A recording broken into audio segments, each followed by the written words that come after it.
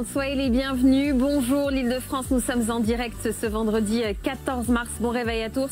On termine la semaine ensemble et surtout la dernière de BFM Paris Île-de-France avant la fermeture de la chaîne ce soir. Avant d'y revenir, on regarde votre météo de la journée, de la matinée. Vous avez un ciel gris pour commencer avec quelques éclaircies, des températures fraîches ce matin, 2 degrés maximum. On aura un beau soleil cet après-midi avec 10 degrés maximum dans notre région. Sur les routes franciliennes, pour l'instant à 6h31, ça roule bien. On est à 30 km de bouchons cumulés. Nos images en direct depuis la Porte Maillot, trafic fluide sur le périphérique intérieur comme extérieur. Bonne route à tous. C'est parti pour les titres de ce vendredi près de chez vous. Privé de douche depuis un mois dans le 19e arrondissement. 500 logements sans eau chaude à cause des légionelles pendant que le bailleur temporise. Vous allez le voir, les habitants, eux, s'impatientent. Samuel Paty, un nom gravé à Conflans-Sainte-Honorine dans les Yvelines. 4 ans après son assassinat, le collège Bois d'Aulne devient officiellement le collège Samuel Paty. Une cérémonie hommage aura lieu cet après-midi. Et portrait à découvrir ce matin dans Bonjour l'Île-de-France. Plume, musicien des Yvelines, joue sa guitare pour un public bien particulier. Les animaux de la ferme aux eaux. Il fait vibrer des chevaux, des vaches, des lémuriens au son des mélodies. Vous allez voir, c'est très atypique.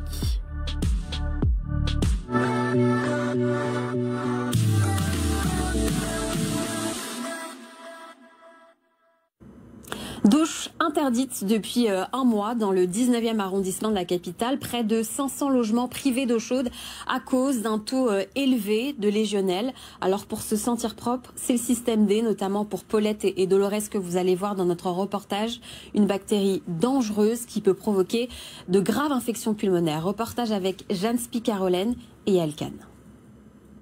Paulette et Dolores ne peuvent plus se doucher depuis un mois.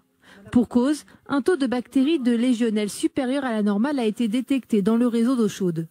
Pas d'autre choix donc que de trouver des alternatives. Je remplis mon évier d'eau froide, ensuite avec l'eau chaude de la bouilloire, et bien on fait à l'ancienne.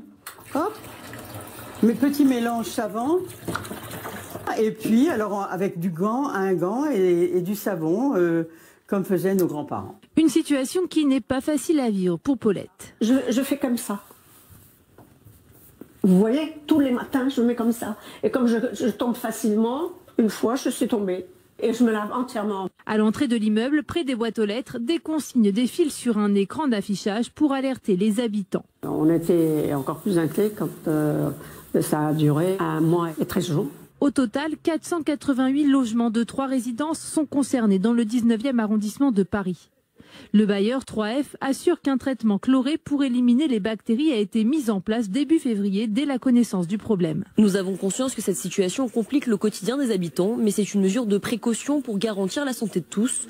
Nous devrions avoir les résultats des nouvelles analyses très bientôt. Un audit complet sera lancé sur toutes nos installations. Mais que risquent les habitants avec cette présence de la bactérie Legionella dans le réseau d'eau chaude? Lorsqu'elle va être inhalée par un individu, elle peut donner des pneumonies, donc des infections pulmonaires qui sont parfois extrêmement graves, avec parfois des atteintes autres que le poumon. En particulier, il peut y avoir des tableaux très graves au plan cérébral avec des encéphalites. Fin octobre 2024, la légionellose avait causé la mort d'un homme de 27 ans à Corbeil. Un mot de politique à présent sur les municipales de Paris 2026. Les écolos entrent en piste dès aujourd'hui.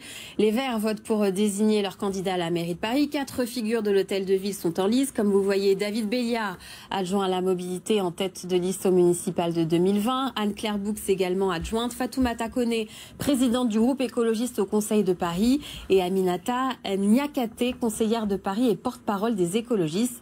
Objectif, faire de Paris une capitale 100% verte. Direction maintenant les Yvelines, Conflans-Sainte-Honorine, honore la mémoire de Samuel Paty, ce professeur tué 4 ans après son assassinat. Le collège Bois d'Aulne, où il enseignait, portera désormais son nom. Une cérémonie officielle aura lieu cet après-midi pour dévoiler la plaque en présence d'élus et de représentants de l'éducation nationale. Reportage des équipes de BFM TV.